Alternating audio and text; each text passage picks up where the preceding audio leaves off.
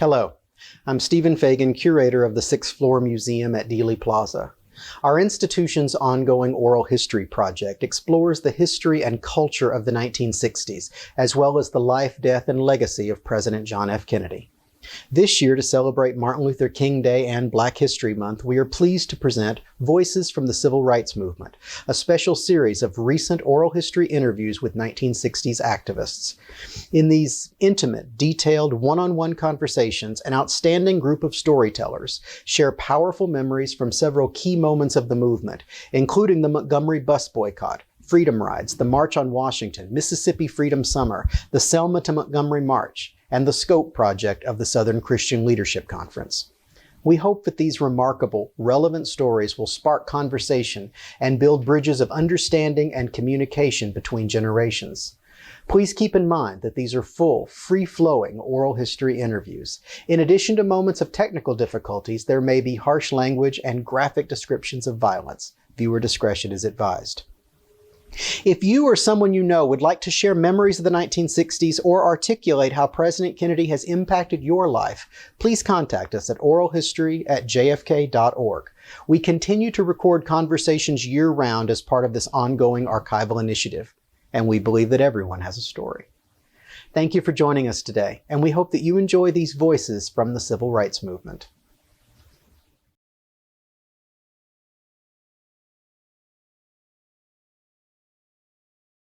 Thank you so much for taking time this morning to be part of this project.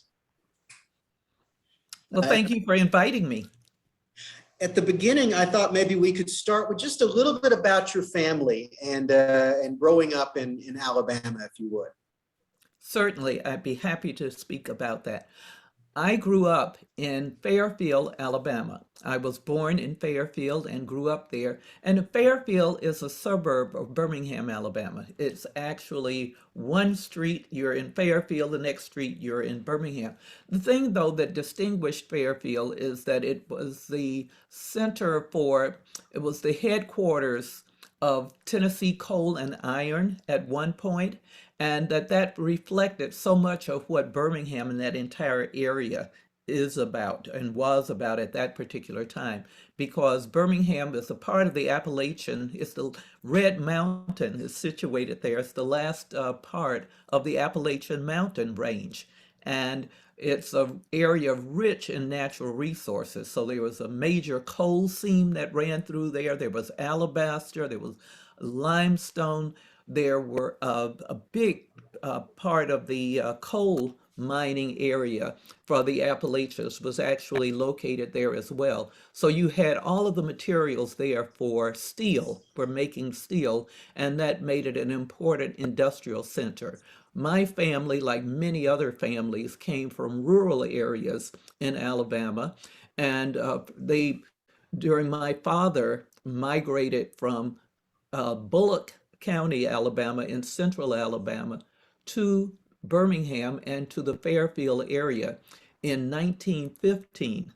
And so when you had, around the time of World War I, you had this migration of people from the rural areas to those urban areas for the opportunities of jobs. They were dangerous jobs because they were in the coal mines or in these working in blast furnaces where, with steel production, where there weren't really great safety features at that time. So a lot of people were injured, a lot of people died, people got black lung disease. So and the pollution, as you might well imagine, the pollution when we were growing up was incredible. I actually thought that the sky was red at night because of all of the aura that came from the blast furnaces that were operating around the clock when I was growing up. I was born in 1946, and so during my childhood of the 1950s, it was still an area that was very active in the production of steel. Could you give me a sense of your first real awareness of racism and segregation?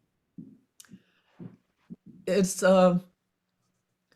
my earliest awareness was in a very subtle way, in the way of just realizing that we lived in a world that was divided.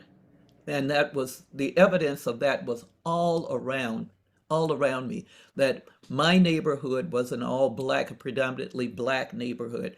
Uh, when we would right outside my door, the bus stopped. The bus that went to Birmingham, to downtown Birmingham, stopped. It was called the Interurban Heights bus, stopped right in front of our house. When you got on the bus, there were signs on the bus that said colored and white, and that the white side was for the front of the bus, the colored side was people of color were to sit behind that sign.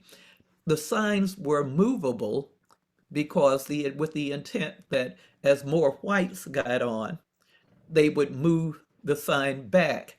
And it meant that you could have a handful of whites sitting in front of the sign and then have, and with empty seats there, and then have a large number of black people who then were standing to go on the journey into downtown Birmingham or wherever.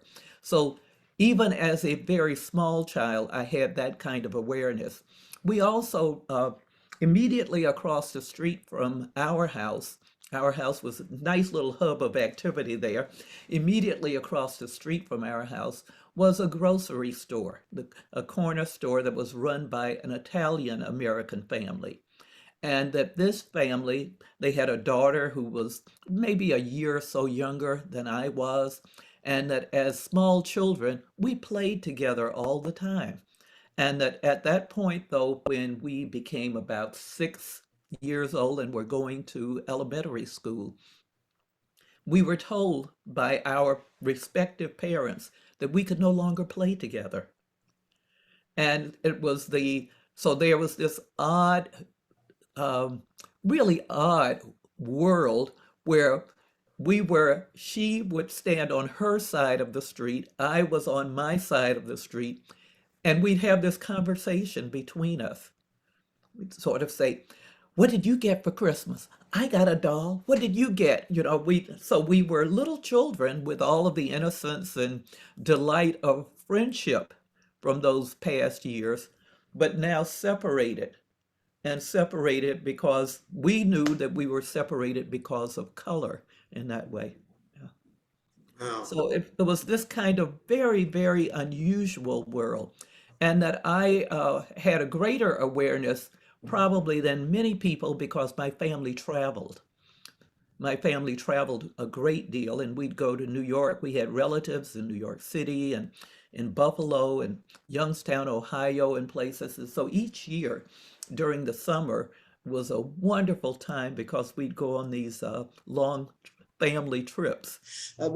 So you obviously got to see how things were different outside of the Deep South. That is correct.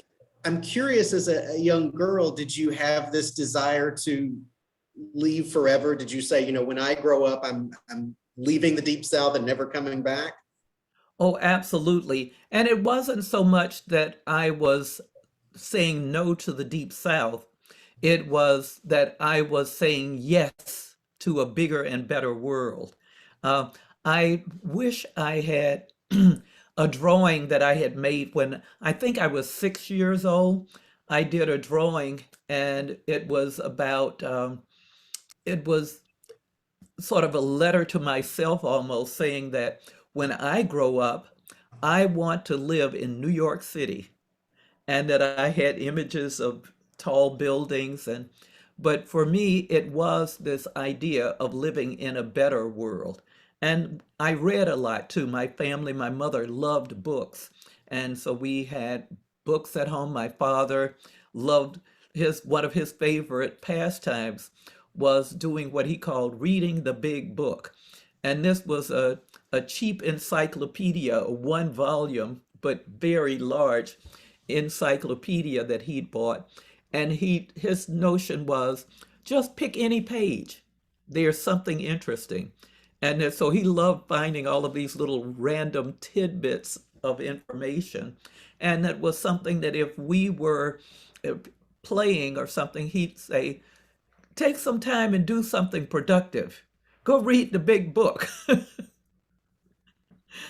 And so that was something that he passed on to by our parents both passed on to us. My mother subscribed to magazines like Ladies' Home Journal and Red Book, Better Homes and Gardens. And so I would read, and McCall's magazine was another. So I would read things in magazines as well, so that I had this sense of a world beyond the world that I lived in. Speaking of magazines, you would have been, I guess, 9 when Emmett Till was murdered. Can you tell me about your experiences seeing those photographs? I didn't see the photographs immediately. I did not see the photographs until much, much later in my life.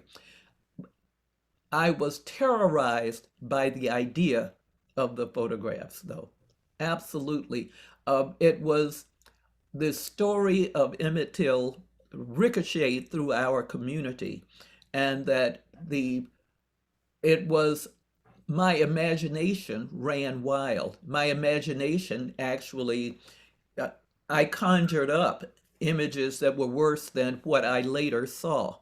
But it was the act, it was the idea, and particularly since you also saw the image of this kid who was like, the age of my brother's friends and everything. And we lived with that sense of vulnerability, not just because of Emmett Till, but because of so many horrible things that happened in Alabama and in the surrounding states. The Black newspapers were very important during that time too. You had people read a lot, and that these were people, many people in my community. My community was filled with men and women. The men primarily worked in the coal mines or the steel mills in the area, and the women usually worked out of home, making a little extra money as a hairstylist or something. And then you had the sort of more middle class layer who were the teachers, doctors, pharmacists, and we had our own sort of little self-sufficient community in many ways. I was delivered by the same doctor who delivered my brothers, sisters. We were delivered at home, and that many of us had the exact same doctor, the same dentist, same pharmacist. So you had this little self-contained world in many ways. But within that world, news came in about what was happening beyond our borders from Black newspapers. So you'd get these from Pittsburgh. We had the Birmingham Mirror, I believe it was called. We had our own local paper, but there were also ones that came in from Chicago, Pittsburgh, that were considered quite important too. And you'd hear about lynchings, you'd hear about awful, awful racial terror in other places. And that was something that we lived with. And I can't recall the year, but at one point, a Black man was castrated in Birmingham, that he was just randomly kidnapped, picked up, he was walking, picked up by a group of men who then, for just the sheer sport of it, apparently, castrated him and were thought that they were leaving him to die. They poured kerosene into the wound, the open wound, and unbeknownst to them, that actually probably saved his life because it stopped the bleeding rather than, harmed him even more. He survived, but and was, of course, so horribly maimed that he became like a real character in the area. And that was something that was talked about for months, probably years after it happened. I can't recall the year, but it is documented in the news as to when it occurred. But you'd hear about things like that, and that left you with this sense that you were living in this, you were a very vulnerable person in this awful world. And it wasn't us children it was the adults. You worried for them. My father had his own business, an auto repair shop, and you could see the sort of change in his demeanor when a white customer would come and would say, "Okay, boy, when do you think I can get that car back?" You know, so on one hand, it was, you could sort of see the physical difference in my father when he was dealing with a customer like that versus the other customers that he would have, black people who were coming there for car repairs or refrigerator repairs, and there was the camaraderie and the banter, and totally different. But and and for me, it was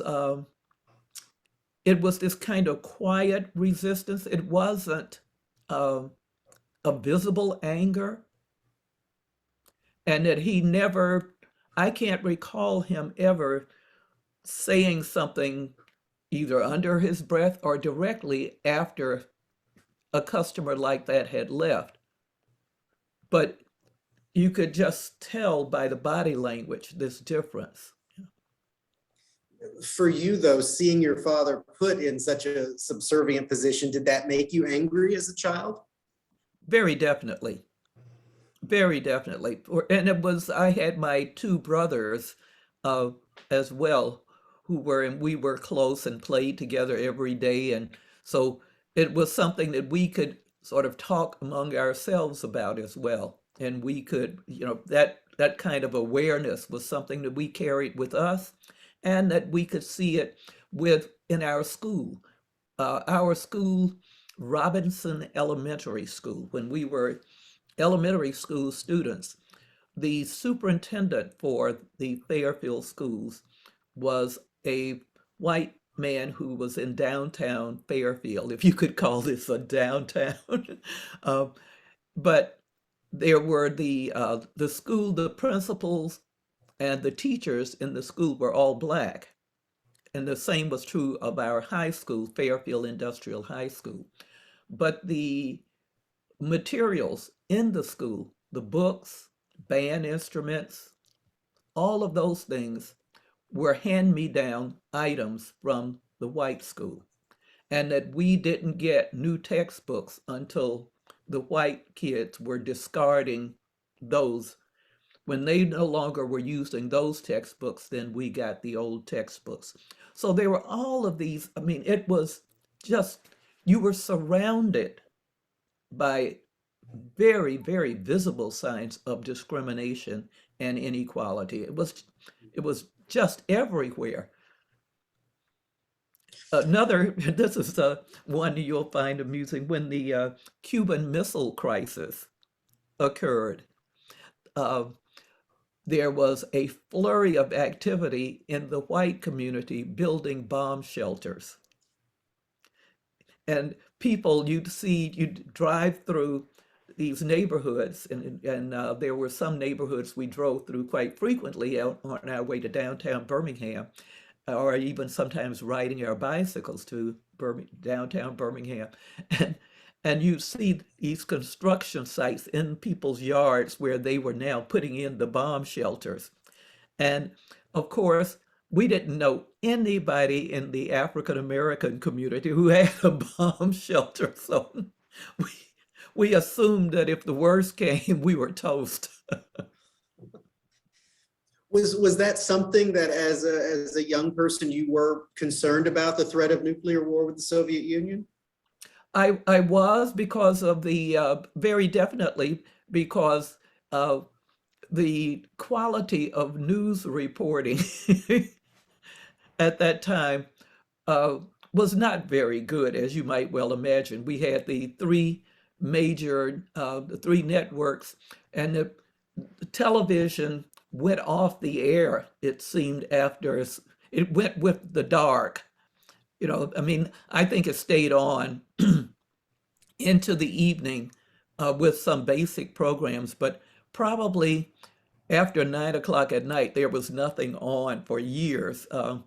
And but the kind of the quality of news that you got was very limited, particularly around local news. I mean, so that we relied upon the national news of the Walter Cronkite variety, but when it came to local radio, it was hysteria. It was a lot of misinformation and speculation about what was to happen. And so you were given the sense that nuclear war was imminent and that Alabama was particularly vulnerable because of its proximity to Cuba, and also because we had Redstone Arsenal.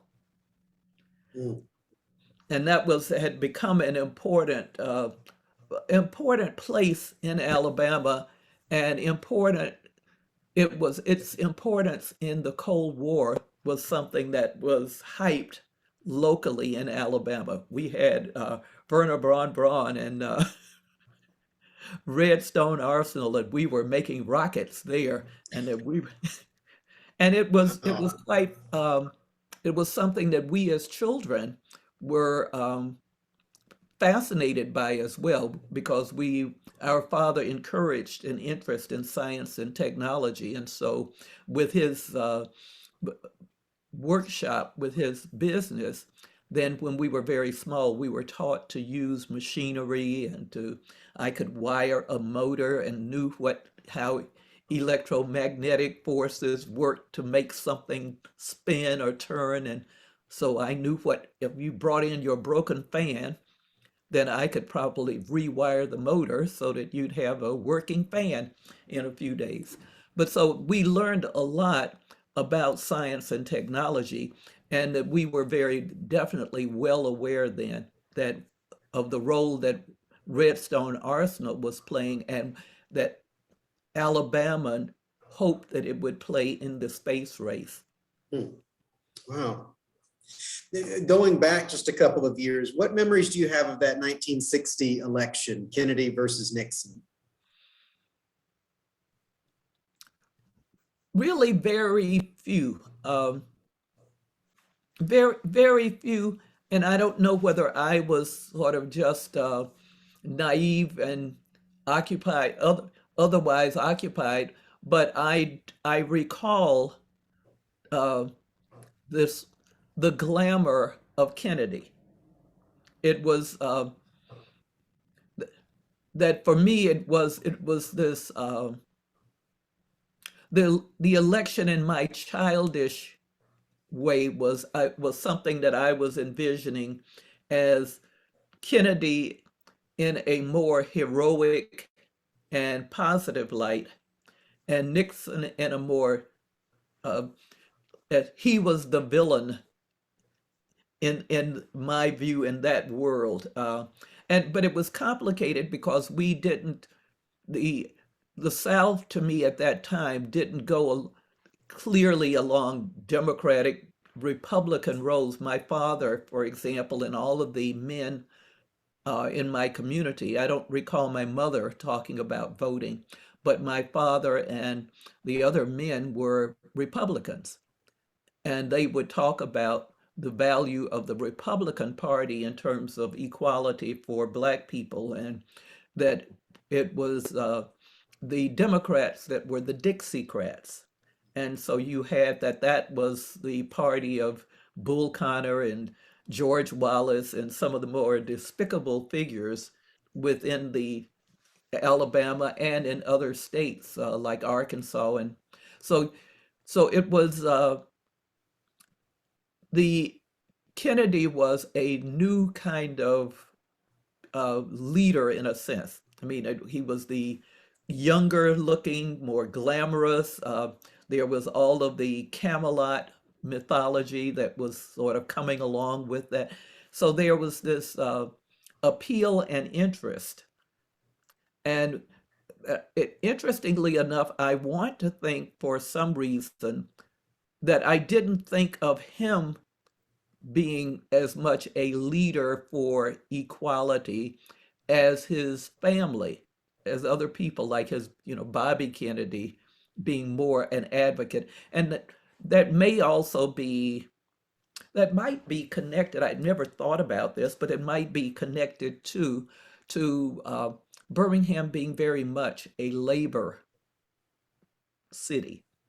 Uh, in my world of Birmingham was one where the people very much were union oriented because of the coal mines and you'd have cave-ins, you'd have other problems, explosions.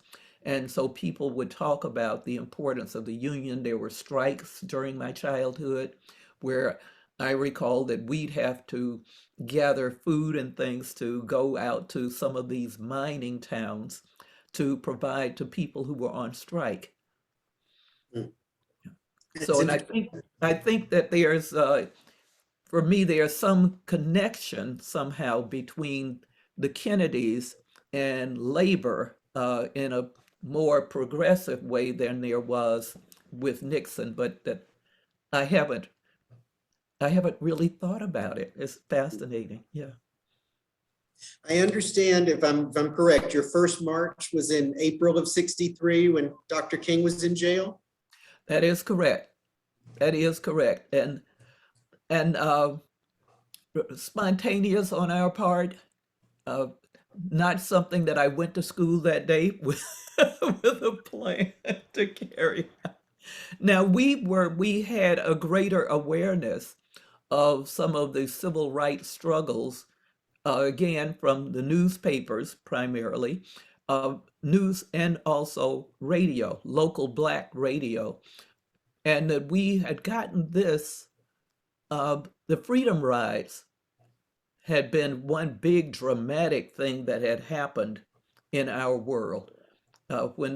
Particularly when a bus was burned, not in Birmingham, but outside of Birmingham, I think in Anniston, that was something that our community talked about a great deal and talked about the freedom rides coming through. And you could see and feel the repercussions of any time something happened, then the local community, the local white community, uh, became even more sort of, their efforts at being repressive became even more transparent. For example, when there was talk about integrating bus stations and libraries and things, it they took all of the seating out of the libraries, black and white libraries, so that you could go into a library and get a book, but you couldn't sit down in a library.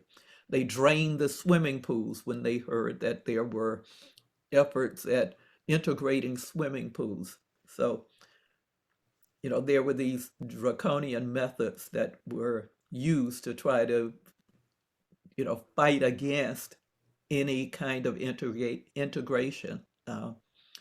Because that was also during the time that you had George Wallace uh, with his segregation now and forever. And I think I was probably more aware, I think I probably thought more about the impact that George Wallace was having or going to have in my life than I did the national presidential elections. Now, your high school was not very enthusiastic about students participating in marches and activities? Very definitely not.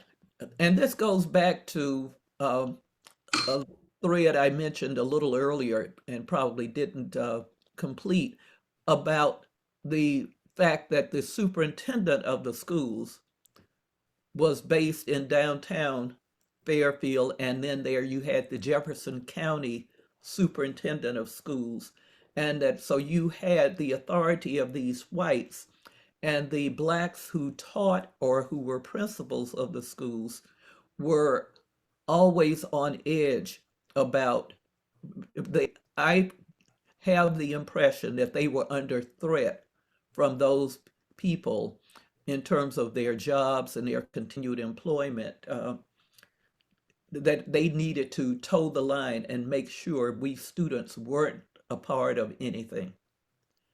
And so when the idea that we were told absolutely, our principal, who was a very interesting man, E.J. Oliver, Edmund Oliver, that he then said, absolutely not. No students should even think of participating in these demonstrations, and that he was locking the school doors.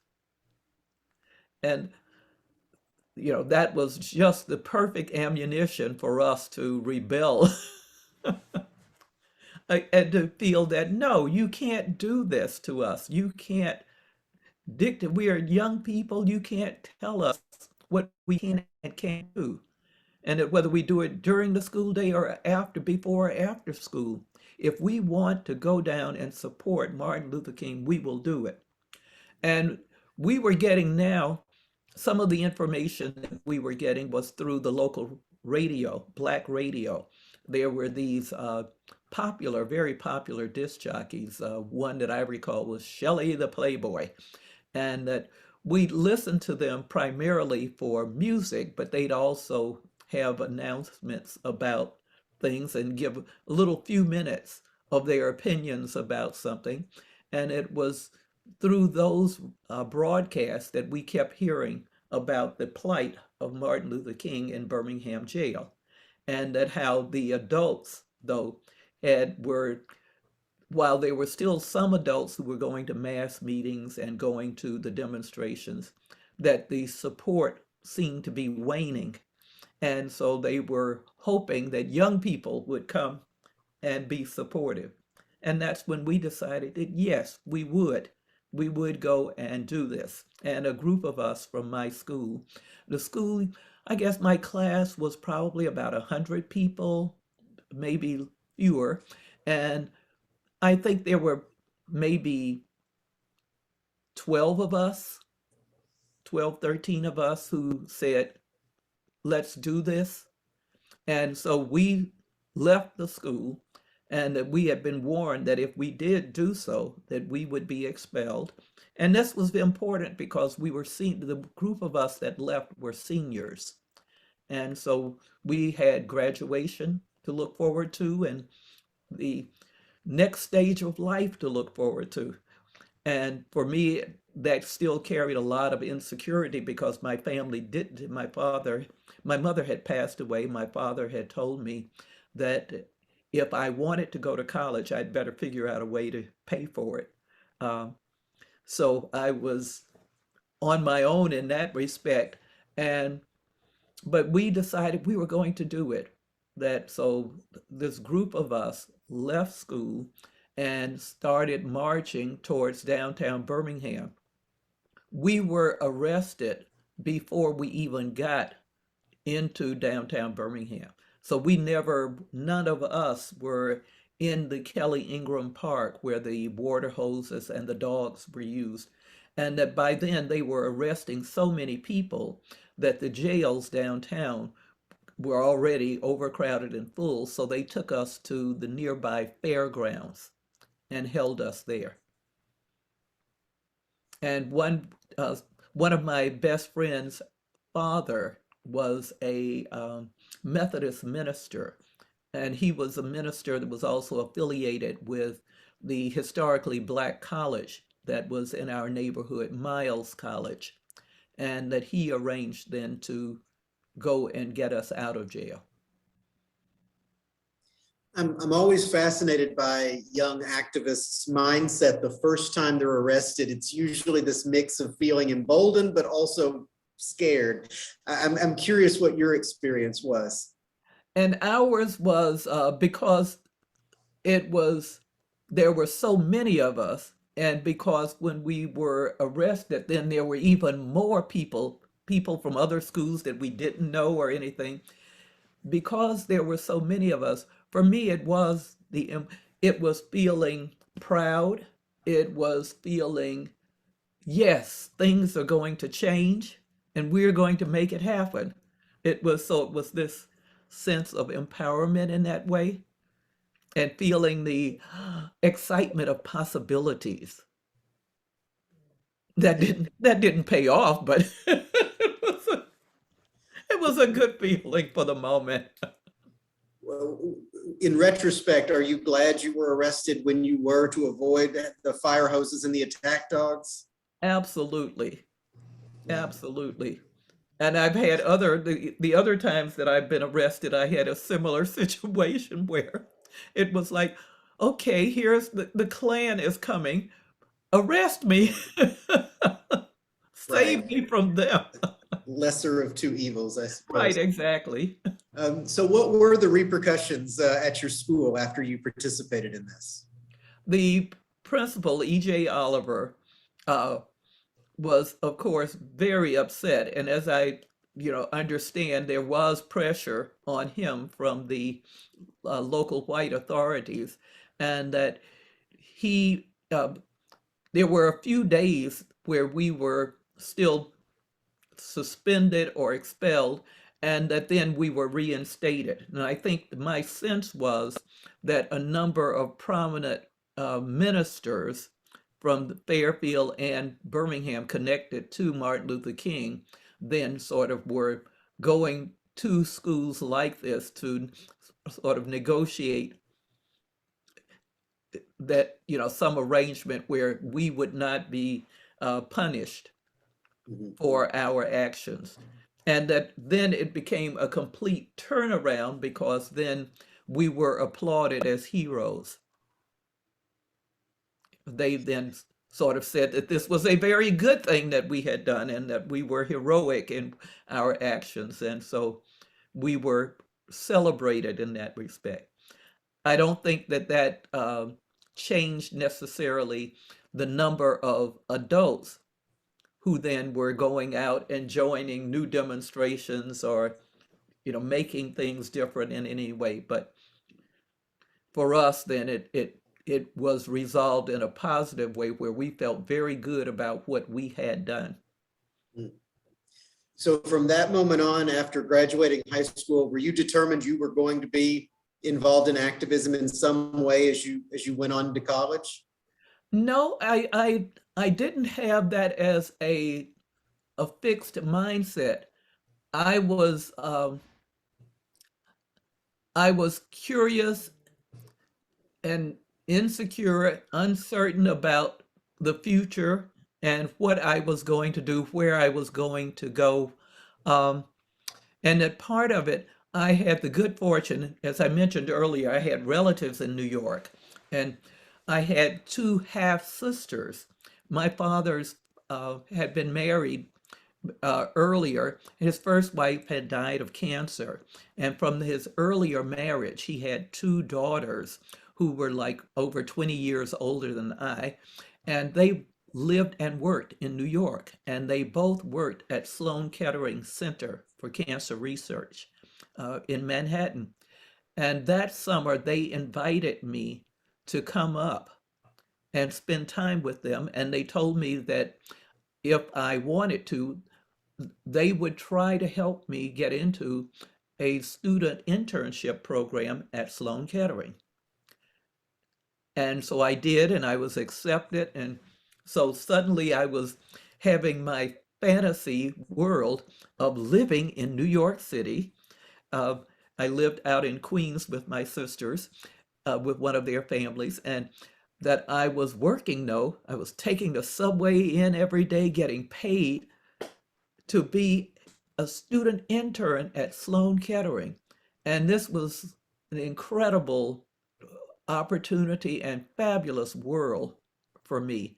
And it was the people, the doctors, and people that I worked with, I was, see, there were very few Black people there, but it was a very welcoming world.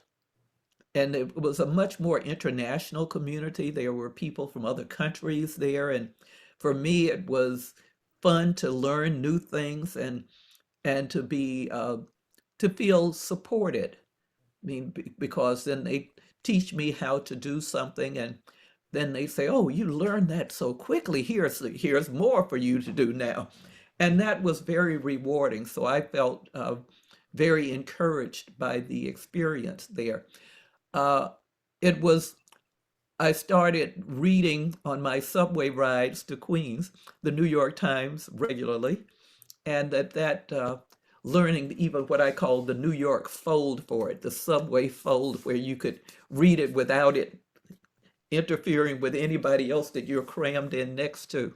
Um, and that I started following very closely what was happening with civil rights, with Martin Luther King, and the people at Sloan Kettering, some of the doctors that I would meet in my daily work, they would ask me about things about Alabama, and we talk openly about civil rights, and that they were trying to encourage me to think about a career in medicine and to consider going to Cornell or someplace.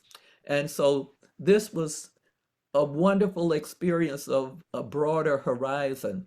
And that we all then were talking very much in that August of 1963 about the March on Washington. So how long was that internship? Was it just the summer? Just the summer. I did it for 2 summers. I was there the summer of 63 and the summer of 64. I So it see. was those 2 summers, but wonderful experiences. One woman who worked there, uh, and she worked as a nurse, uh, and that her roommates though were young women who worked at the UN, and so they would invite me to join them for events, parties, and things around the UN, and so I just had this wonderful world open to me, and that my sisters and I would on weekends we'd go to plays, and so I would go to Broadway plays or to some of the off-Broadway shows, and so it was culturally it was a really, really rewarding and enriching time. I knew I would be returning to Alabama though, because I had managed to get a scholarship through a science contest, the Gorgas Fellowship. I had managed to get a state scholarship to a school in Alabama by winning a science contest. And of course, that was tuba segregated. So the white winner could go to any school in the state of Alabama, and that meant the University of Alabama or Auburn. Uh, and for the black winner, then you got to choose between the black schools. And so I chose Tuskegee, uh, and I chose Tuskegee because then it seemed to be the school that would have more professional opportunities, and particularly with science, and with my interest now in science. Uh, it wasn't ideal, but it had, for example, courses in veterinary medicine, so that as someone who was thinking pre-medicine, then I could take these courses. And so it was fascinating in that way, but I also found myself in a world that was even more racially polarized and problematic in many ways than my little bubble of Fairfield and Birmingham had been. And the Kennedy assassination happened about halfway through your first semester? Not even halfway. I feel that I had just practically arrived almost. Well, and partly because that had been such an eventful time. I mean, you had to march on Washington, and then I go to Tuskegee, and right after I arrived at Tuskegee, I think maybe days later or something, you had the bombing in Birmingham of the 16th Street Baptist Church and the 4 little girls who were killed there. And the one of the girls, her father was a prominent photographer who had taken many photographs of us and other people in our community. So they were families that were, even though you have Birmingham, you have Fairfield, and it's not a tiny town, but it was still like a small town and people knowing each other. And during that time, there had been so many bombings over the years particularly of Black middle class and upper class homes in Birmingham, that one area we used to call it, Bombing Hill, where this attorney, Arthur Shores, had a very nice sort of modern house, mid-century modern looking house. And their home was bombed several times. You had other places where people, and it was very fortunate that in those cases no one was killed. But then when 16th Street Baptist Church bombing occurred, so that was one of the big shocks of that year, of the beginning for me of 63. If you would tell me your memories of that weekend that President Kennedy was assassinated, what you recall. For me, is the very, very, very vividly in my mind. I know exactly where I was when I received the news, because I was walking across the campus at Tuskegee. And Tuskegee has a very beautiful campus with its kind of valley area, lots of beautiful trees, the fall colors. So it's a tranquil kind of place, the area that a tranquil kind of place. Use occasional red brick buildings sort of punctuating the scene. And as I was walking, I was alone, and as I was walking, then all of a sudden, I heard a collective scream. A collective scream. And for a place like Tuskegee, that was so out of the ordinary. I mean, we're talking about a kind of silence where I'm hearing birds 1 minute, and then suddenly the whole place, there's this all around me from distant places, because this was coming from the buildings. I was out walking, and this is coming from the buildings around me, this scream. And I couldn't imagine what this was. And it continued for a while. And I picked up my pace and walked. I was going to my dormitory. And so I then, quickly went to my dormitory, ran to the dormitory. And when I got there, in the lobby of the dormitory, there was the one television set in the building. And that normally there would be a small group of women. These were not co-ed dorms, but so these were women's dorms, and they had men's dorms in a totally different area. But there would be a small group of women who would try to arrange to see the soap operas. They had their favorite programs, The Guiding Light or General Hospital or whatever these things were, and that they would usually gather around the television set to see the soap operas, but usually a small group of people, maybe, like 5 or 6 girls. Now, when I walked in there, the whole lobby area, that area is filled with people, with men, women, adults, students, and everybody, and people are crying and standing around. And I asked the first person, I said, what's happened? What's happened? And they said, they've killed the president. They've killed the president. And the notion was that this could be the president of the United States that had been killed. My first thought was, why would anybody want to kill the president of Tuskegee? And I then joined them at the TV and realized that the president of the United States had been assassinated. And it was just unbelievable to me that something like this could happen. And mind you, immediately there are all of the questions about, well, was it the Russians? And because we still, particularly in the South, we're living this, I think a much more intense version of the Cold War than most people in places. And so there's the Cubans, the Russians, those things came up immediately. And the idea that, well, it certainly could not have been something that would be happen within our country as a domestic thing. It had to be. So would this mean that we would now be going to war? What does it?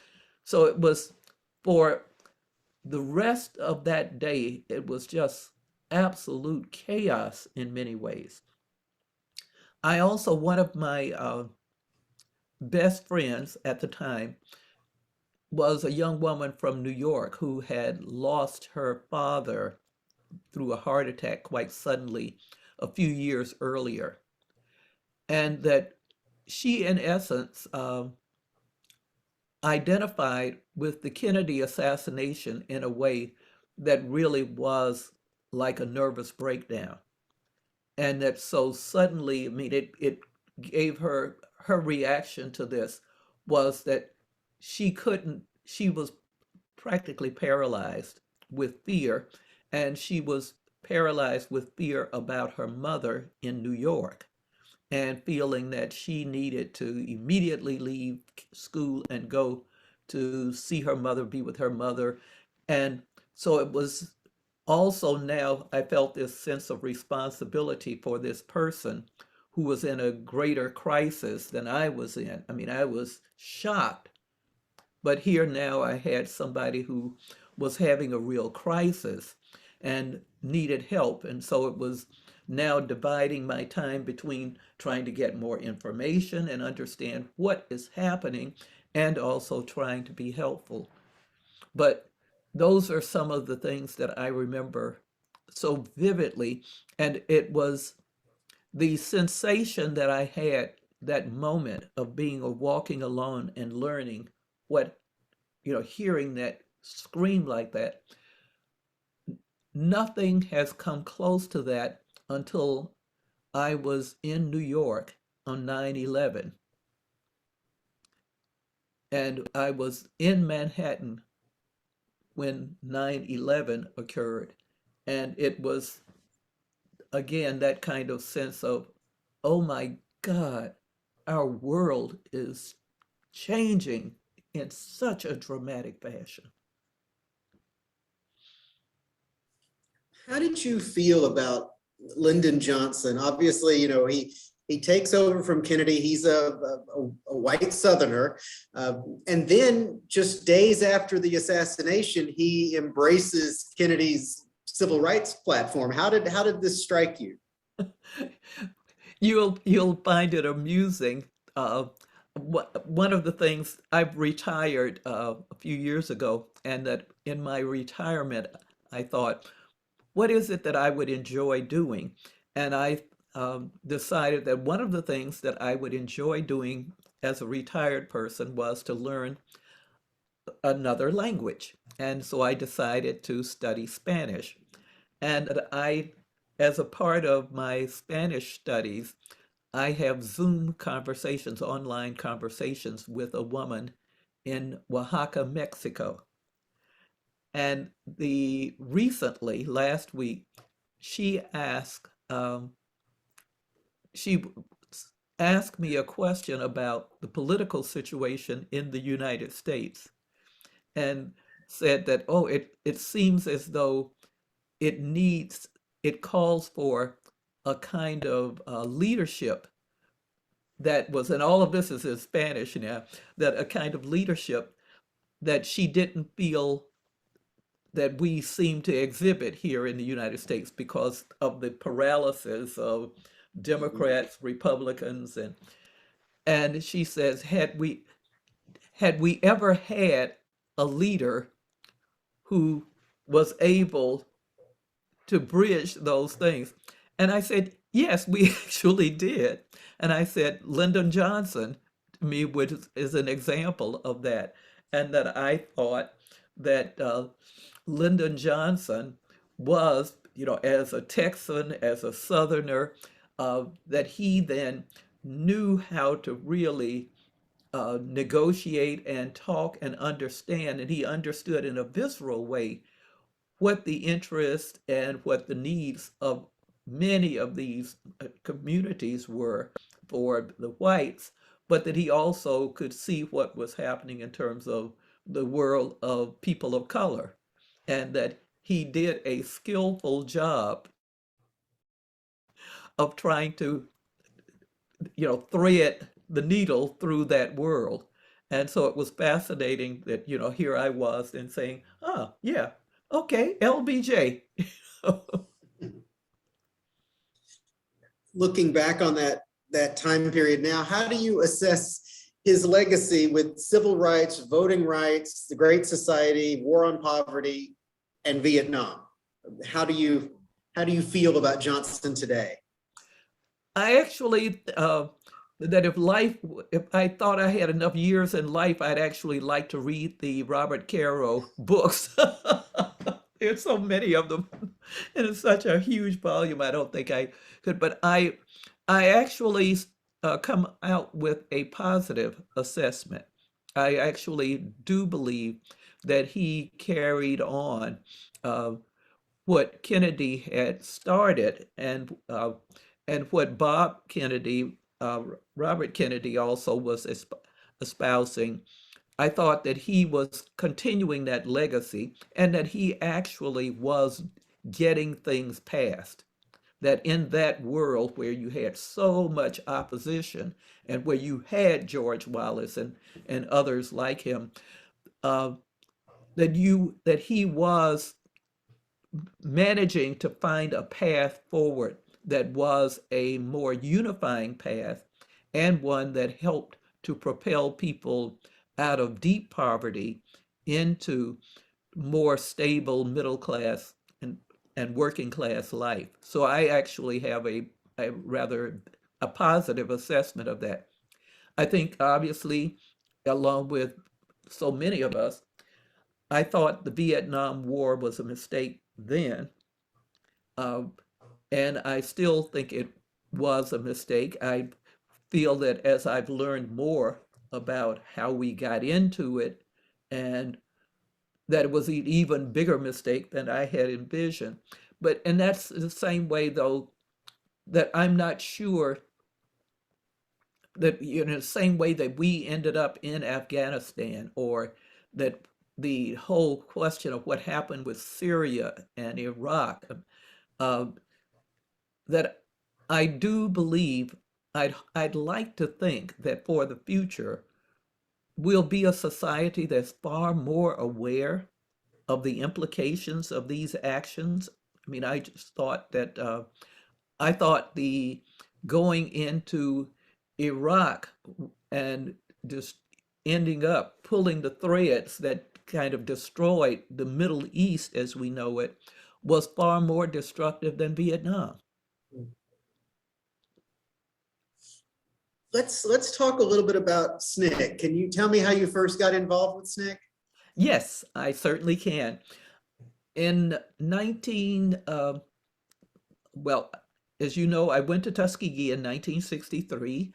And in 63, I started, when I arrived at Tuskegee and after things began to settle there in a sense, I then wanted to know more about the rural area around the school, not just the life on the campus. The campus was a fascinating bubble with people. There was one woman who had her Daimler Benz sports car, one that you'd find it would be hard to find another one like it anywhere in the United States. And she had had it shipped over from Europe, and she and her family went to Paris for shopping sprees from time to time. So you had this mixture of middle class, upper middle class Black people who lived there, but that if you walked beyond that world, and I am a curious person and always like to do that, you then began to see this grinding poverty, the same kind of, this incredible rural poverty within walking distance of this university. So I became curious about that and discovered that there was a professor there a group of people, a group of adults who had a sort of improvement association, but they were somewhat like the local NAACP or something. And that I then went to meet with one of them and discovered that the person that I was meeting with was rather well known, and this was this man, Dr. Gomillion, and that he had Tuskegee at one point had been gerrymandered, and that he had a case that went all the way to the Supreme Court to fight the gerrymander of Tuskegee. And the gerrymander had carved up, this mayor, Lightfoot, had carved up the city of Tuskegee in a way where the middle class and upper middle class blacks would be stripped of their voting power. There were so many of them, they were the majority, and that would have then, the Lightfoot felt it was going to disenfranchise the whites who lived and owned the businesses of Tuskegee. So hence this gerrymander. So the case of Lightfoot versus Gomillion went to the Supreme Court, and that Gomillion then was somewhat of a leader for voting rights in the area. And I volunteered. I said, what can I do to help in terms of getting out the vote? And so I started on weekends going out and canvassing in the rural areas near Tuskegee. And then through that, I also met students there on the campus who were forming a little civil rights group, the TIAL, T-I-A-L, Tuskegee Institute Advancement League, I think it was. So I became a part of that with a group of students there, and that we started doing our marches and things to desegregate some of the stores. There were stores downtown Tuskegee that were segregated. So, and it was ridiculous. You could go down and spend $100 on a dress, but you couldn't try it on. And that you couldn't bring it back if it didn't fit because it had touched your black body. So it was just ridiculous. So the same kind of awful situation I'd left in Birmingham existed here at Tuskegee. And so I decided that I would, in my spare time, I would work to try to improve these situations. And SNCC people started coming through on their way to Selma, really, and on their way to Mississippi. And they then would meet with us on the campus, and we talk about what we were doing locally, and they'd share ideas about how we might strengthen our organization or hold a better demonstration. And that led me to then think that, oh, okay, I will do some work with them as well. I had thought I had wanted to do so for the summer of '64, but Sloan Kettering was calling again. And so I had decided to go back to New York, which I did. And of course, as soon as I get there and open the New York Times, then there's the 3 civil rights workers missing story. So my heart was in Mississippi while I was in New York. And I kept following that very, very closely. When I returned to Tuskegee from New York in the fall of '64, one of the deans at Tuskegee said that the civil rights movement needed volunteers to go and canvass and help get out the vote in Mississippi. And it was interesting because then I think this was Humphrey and Hubert Humphrey and was one of the main candidates for this part of it. So I volunteered to go over. The dean said that he would arrange for the students who volunteered that we could be excused from our classes for like a couple of weeks. So I went to Mississippi and canvassed for votes in Hinds County. and where Jackson, Mississippi is located. And they put me up. I stayed with people who were SNCC members. And I was impressed with the kind of camaraderie they had, the seriousness of the discussion that they had, even though they were my age. They, to me, seemed so much more well-read. It was one of the first encounters that I had with somebody who was openly gay and proud of it, and I was fascinated by him, and he told me all about the Mattachine Society and these other gay activist groups in New York. And so it was a whole world that was, again, opening up for me there. And when I came back to Tuskegee in '64, I had decided that I would continue, after being in Mississippi, I would continue to do this work with the student group. And I continued to do that until the '65 became a very important time because of the Selma to Montgomery March. And so that was the next time that I got arrested.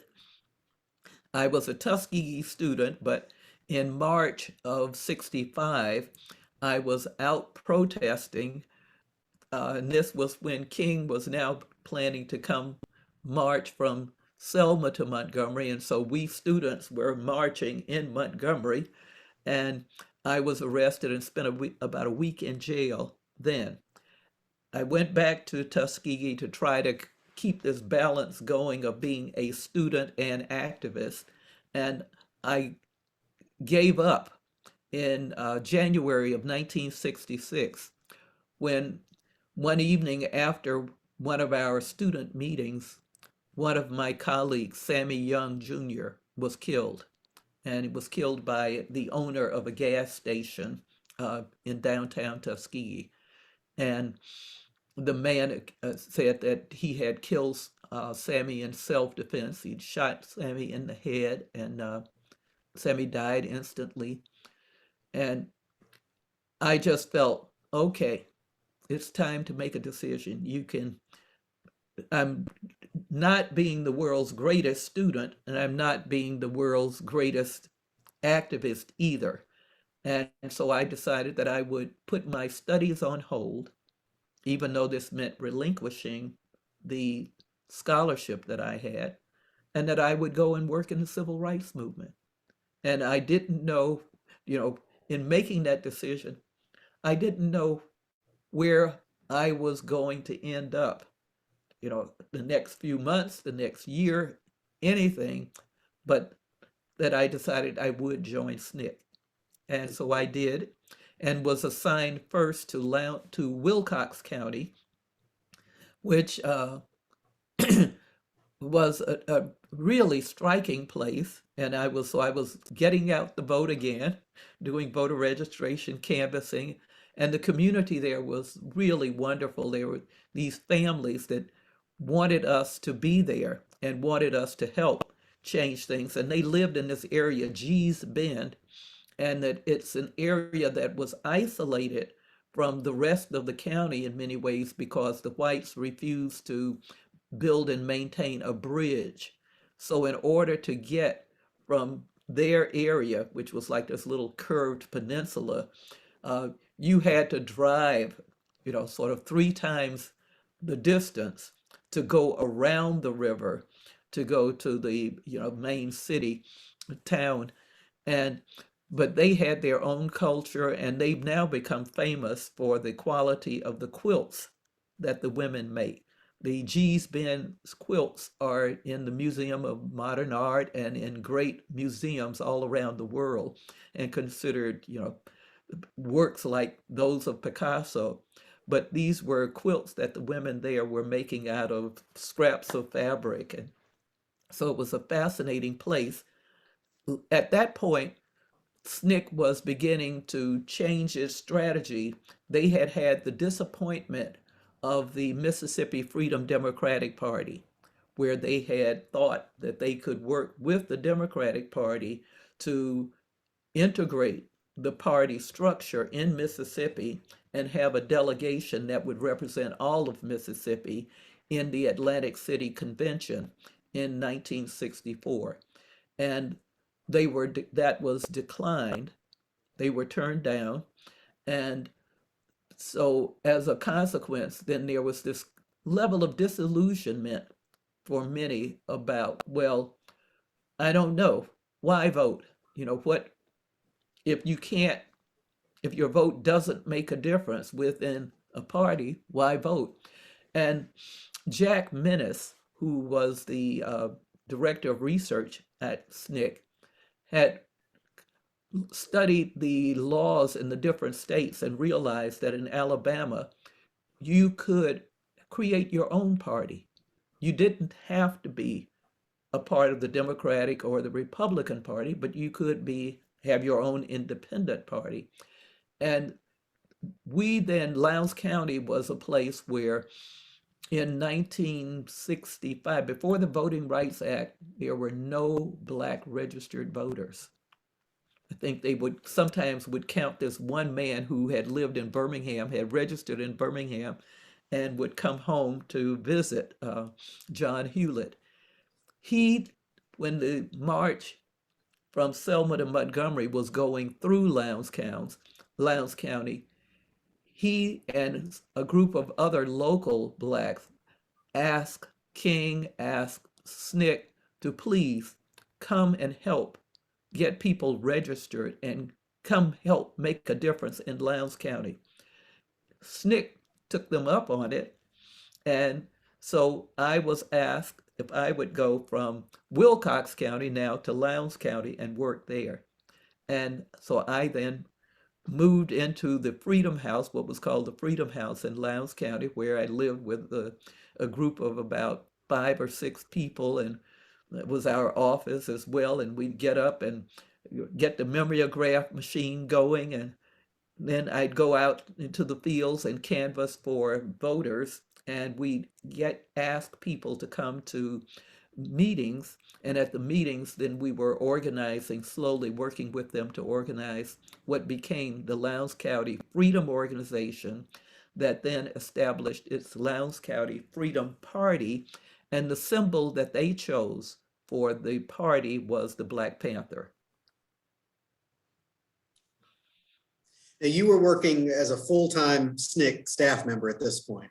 That's correct. I was, for the grand salary of $9, I think it was like $9.50 some cents when it came. Wow. I read that you And I'm proud to be alive since we are alive and well thanks to the generosity of the communities where we work.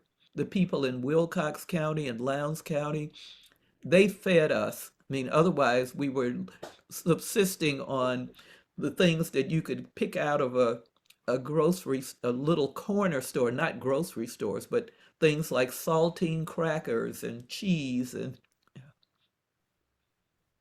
I read that you were part of a group that you put together some comic books to try and educate people on the importance of voting. Can you talk about that? Yes.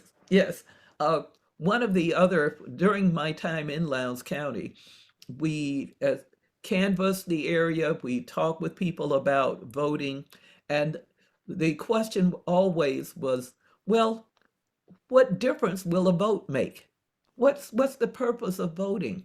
And they say, with the sheriff, oh, did you see what the sheriff, and they talk about the violence of the sheriff, or they talk about the unfairness of tax assessments, or the poor quality of education.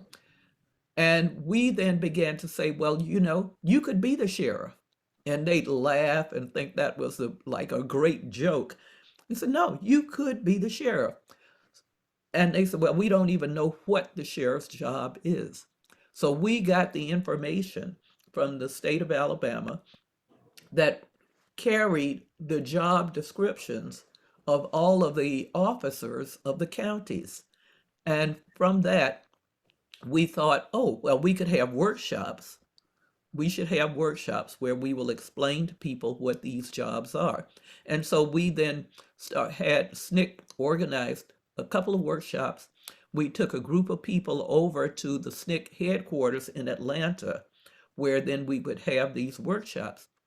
And we thought we needed some way of really communicating with far more people, because it wasn't just convincing a former school teacher that she could be a tax assessor, or a person that he could be who had worked in the mines in Birmingham and the steel mills, that he could be a sheriff.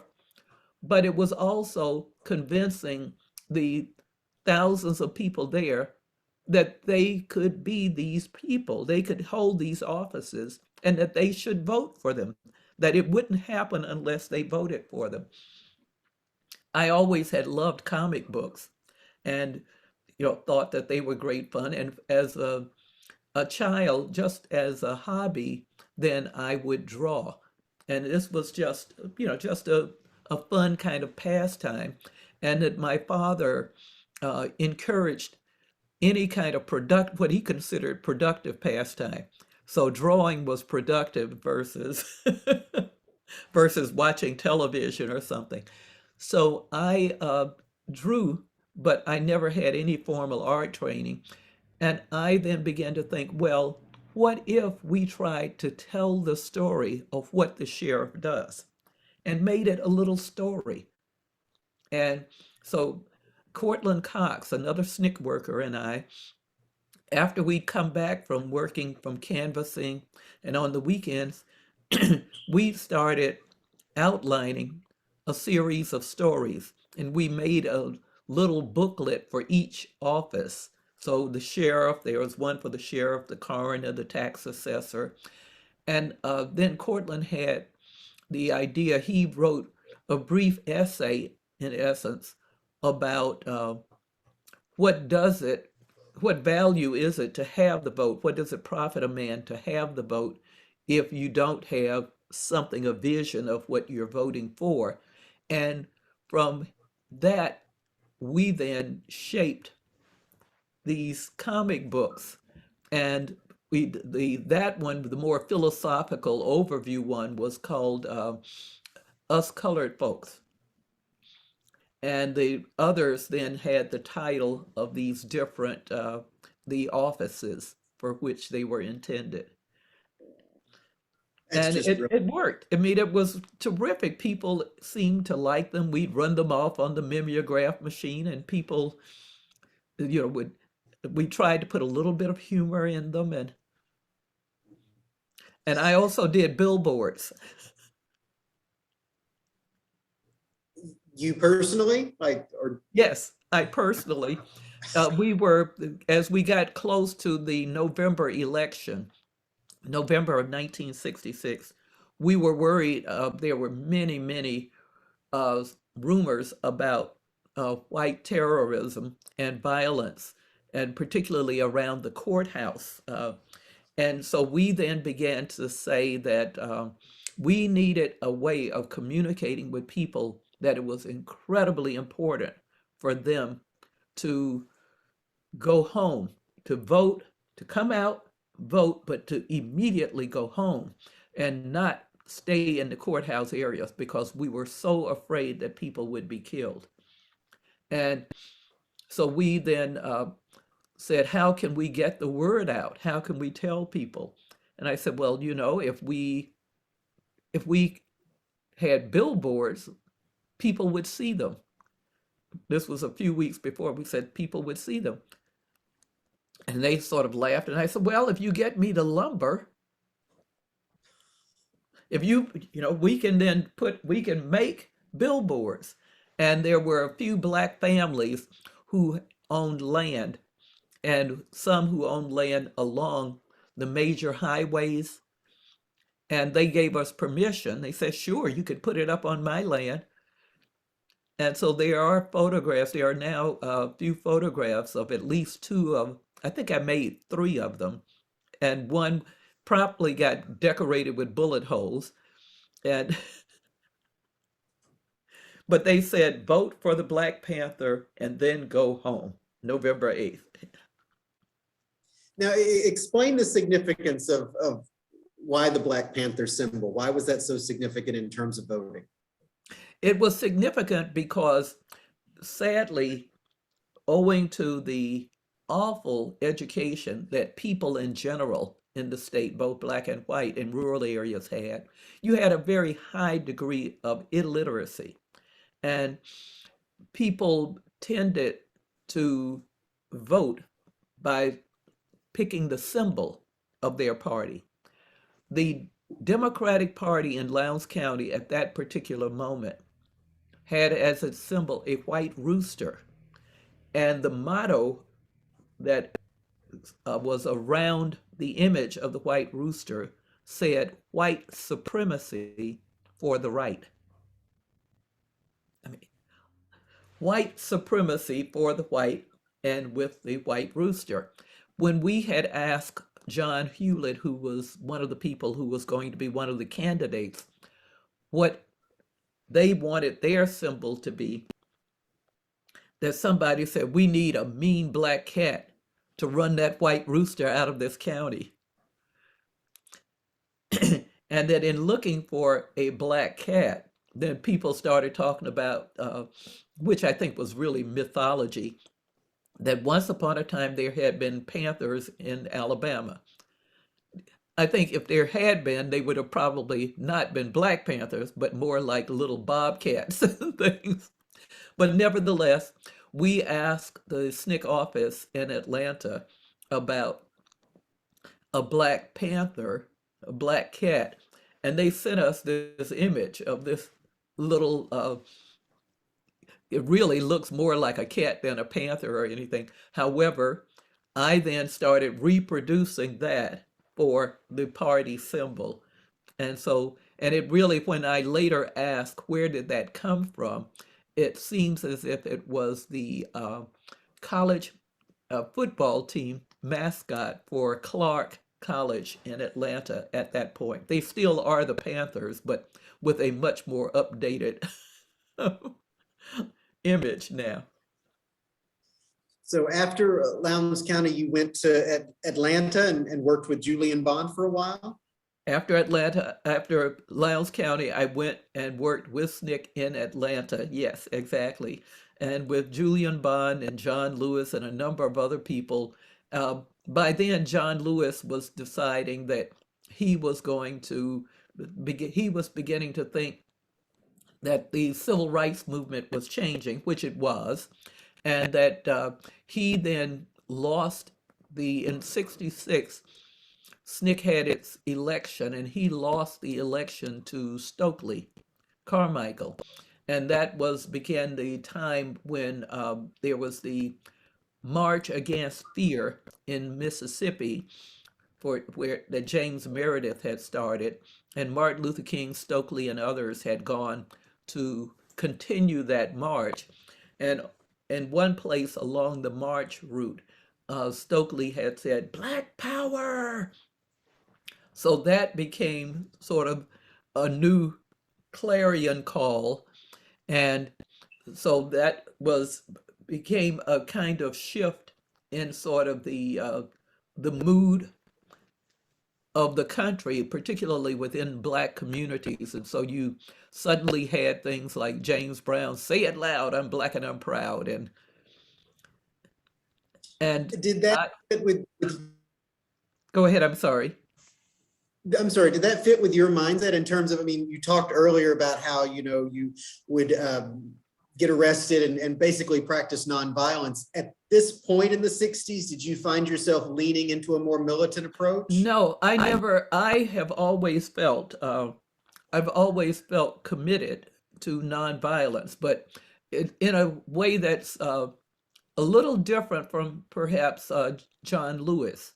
For example, I believe that John, were he alive today, would talk about his commitment to nonviolence as part of a moral imperative that goes to Gandhi and others, and notions about building a beloved community, and with more direct connections to religion in some ways. I firmly believe that with the situation of African American people in the United States, that I think there is no choice but to be nonviolent. I think strategically it would be suicide for us to even think about trying to bring about change in any other way. Let's finish out the decade, if we could, by talking about your work with Mississippi Action for Community Education.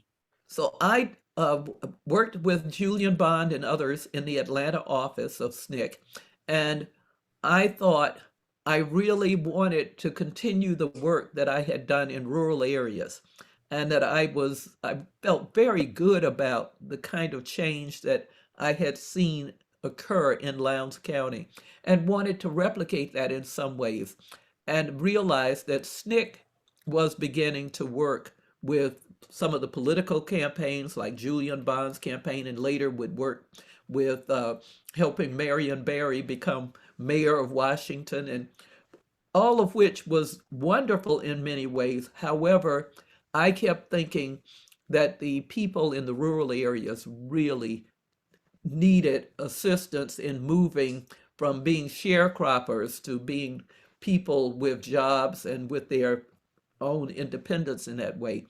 So I started working with Dorothy Height and the National Council of Negro Women, and worked with Fannie Lou Hamer and Unita Blackwell on a project that then had me driving all around the state of Mississippi, working for women's economic development.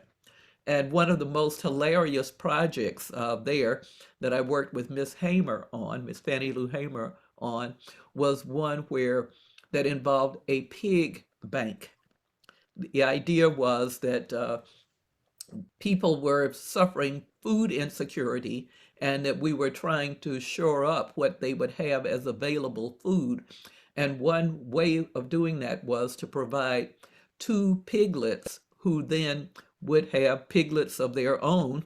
And the idea was that once the piglets, you had multiple piglets, you'd return 2 and keep the others, and then schedule the others out as food. So the project didn't quite work the way we had hoped, because the University of Indiana or someplace had gotten a particular kind of pig that was to be a healthier pig and to never touch mud. And I had the hardest time trying to convince the people in Mississippi that these were pigs of a different pedigree. They jokingly said, "What do you want us to do next? Paint its toenails?" So it was an interesting project, but not as effective as we had hoped that it would be. Through this, I met the people who were working for Mississippi Action for Community Education, and they were seeking a person to serve as the deputy director of an adult education program in Quitman County. And at that time, Quitman County had the reputation of being the poorest county in the United States. So I thought, perfect place for me. And so I went there and worked there for several months to establish an adult education center. And it's one of those things that still I'm so proud of. It makes me feel so good to recall then the men and women who would come after a full day of work, who would come to the churches to sit there under that single light bulb, learning to read, to write, and the pride that they had when they'd say, "I can read the Bible. I wrote a check." Just that to me, and just to be able to encourage them on with their learning was quite rewarding and something that I really cherish.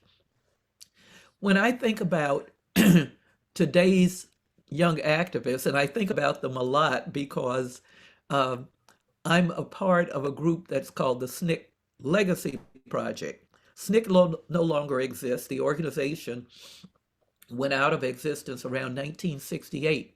But a group of us continue to meet to preserve the documents, to preserve the history of SNCC, and that we have a repository and a website at Duke University called SNCC Digital. As a part of this, we've attracted a number of young activists who come and sort of say, well, how did you do this? How did you sustain that? And with our discussions with them, it's been quite rewarding. What the lessons that we learned are things that I don't think they would have expected us to pass on. But one of the most important ones has been, don't think that you can do it all. That we did what we could during our time, but it wasn't enough. And we can't expect that what you will necessarily do will be enough either. But it's really important to do everything that you can do to make this contribution and to set a stage for those who will come after us to continue this work, because it's a big job. It's a big job. And so it's really important to stay focused and to continue to work towards a better future. And we believe that that's a better future, not just for Black people, but for everyone. That when we have the kind of equality and lack of discrimination that we seek, that it's a much better world, a much richer world for all of us, one that uses the talents of everybody.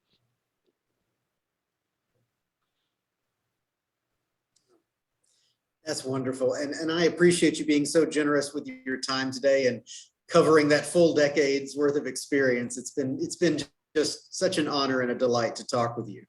Well, it's been a pleasure to meet you and to talk with you. And I thank you.